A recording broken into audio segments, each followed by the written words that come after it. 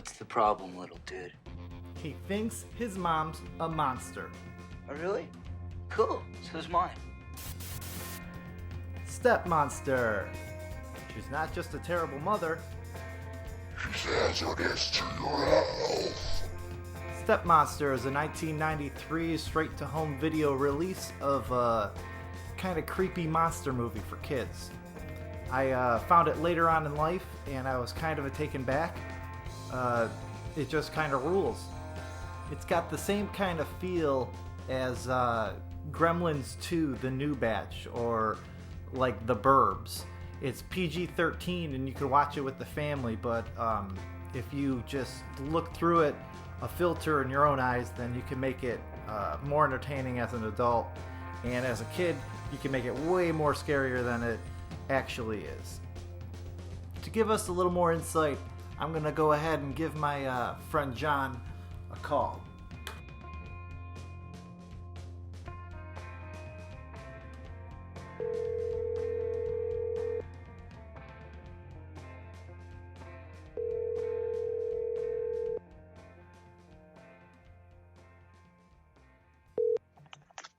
Hello.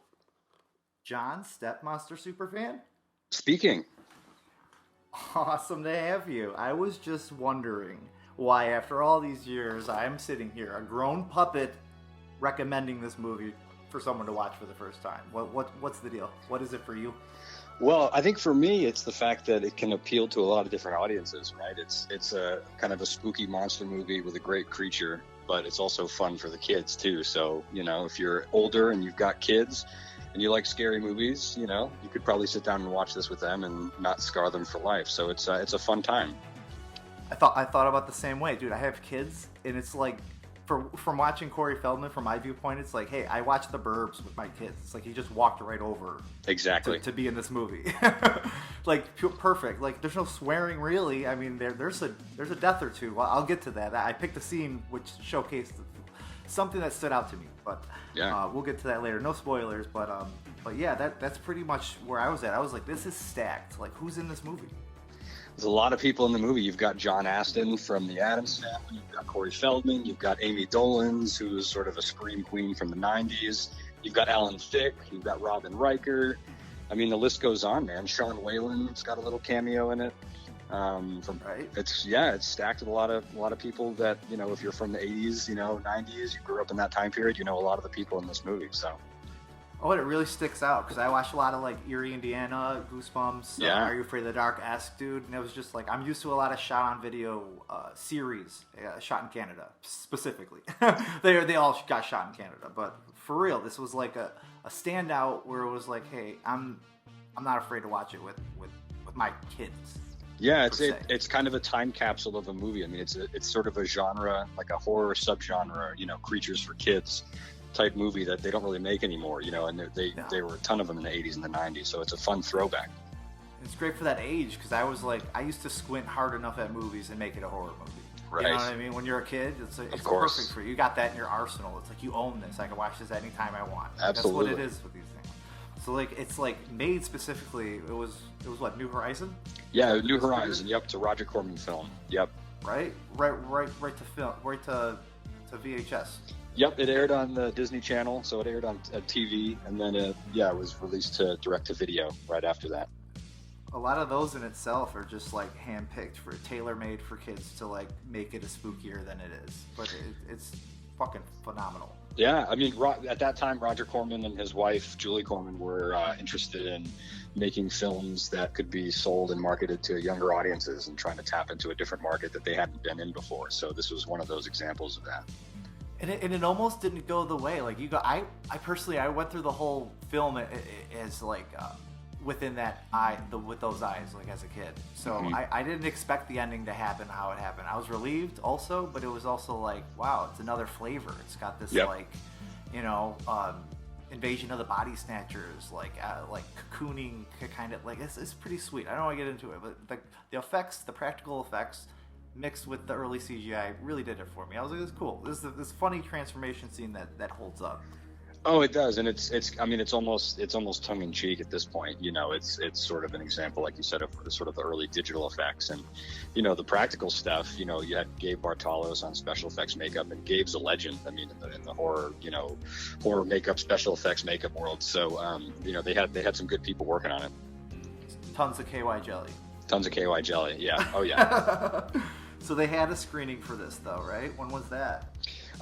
They had a cast and crew premiere screening back in '93, and other than that, it didn't play in theaters or anything. I mean, it was shot on film. It was shot on 35 millimeter film, but it didn't play in the cinema. You know, it went right to television. Man, I was kind of fooled. Like I was tricked, not tricked, but I could have gone either way with me. It was like it kind of looked like SOV, but not way better in my eyes. But like I watched shit, pure shit.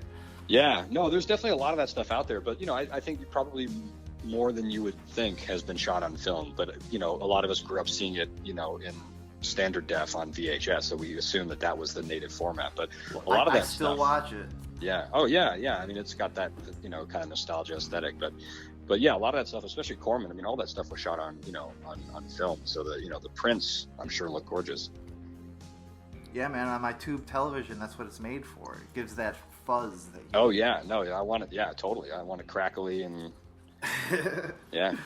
It's funny, man. So I picked the scene that Robin Riker's character Denise. It's like her feeding time, right? That's right. Yeah, yeah. So she goes after this. What was it? A paperboy, right? Yeah, he's a paperboy. Yeah, exactly. Yep. And it's a cool shot. It's actually kind of shot, you know, in an interesting way. I think, if memory serves, Todd is, you know, he's using his telescope and he's peeping out the chicks in the neighborhood, and then suddenly he catches Robin Riker walking by, and then, you know, paperboy gets it. It's his big chance to fucking prove everybody, because it's got all the stereotypes that a Roger Corman film would have. It has like, hey, this is happening and you're not going to believe me. Yeah, exactly. I mean, that's the classic formula for any kid story like that. It's like the adults don't believe. Because it's so accessible, dude. I used to pretend like that was happening to me. Like, that's psycho. It's so awesome. Yeah, no, it fits into that, you know, like the dad's all business. He's focused on his work. He doesn't have an imagination. The kid loves comic books. And, you know, something crazy's going on. Dad doesn't believe him. And now it's up to the kid to prove it once and for all, you know. So it's a timeless story in that way. I couldn't believe how fast he got over his wife. Well, that's just it. I mean, we have no spoilers at the end, but he's got some explaining to do. That's for sure. Exactly. Yeah, so I'm gonna show these suckers to this scene, and hopefully they'll fucking watch it in its entirety. I hope so. It's one of my favorites, so people are missing out. You got to check it out. Right. And thanks for talking to me at John Campo Piano. You pronounced it beautifully, man. Thank you. Yeah, thanks for calling. Campo Piano. Thanks, brother.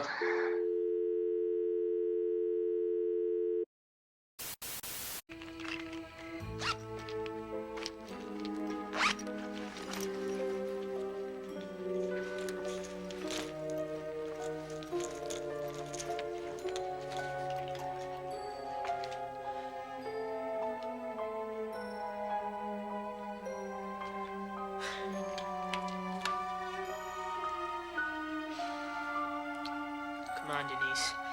Make my night.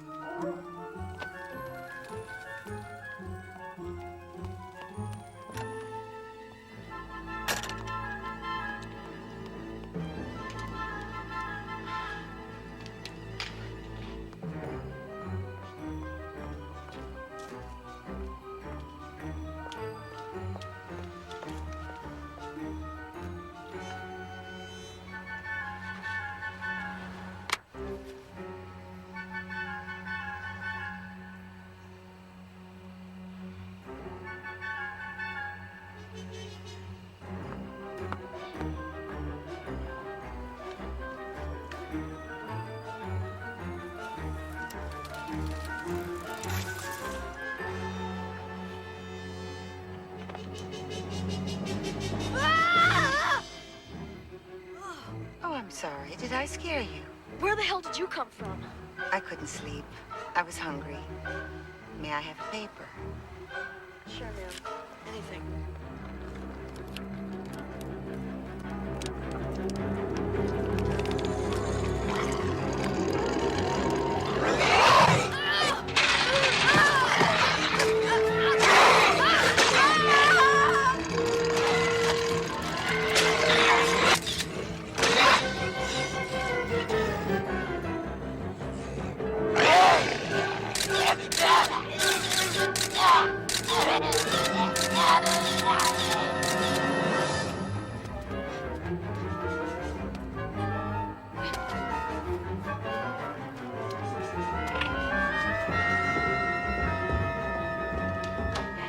Dad, you gotta wake up. She's not human. I saw everything. Fangs, claws, blood. Dad, niece is a monster. Todd, what's the matter? What's going on? I got the proof right here. We gotta get out of here now. Relax, will you, please? Just one thing at a time. What? It's Denise. She's a monster. What's going on? Don't forget to like, share, and subscribe, and maybe take a guess at what next week's clip is going to be. Bye! Can you guess what next episode's clip will be? How about now? Still don't got it? How about I give your ass a little clue?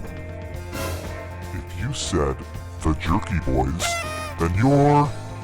We're doing Night of the Creeps. Probably. In a week. Or 5. Thank you for watching this video and supporting this channel. Be sure to hit the like button for more content like this. He thinks his mom is a monster.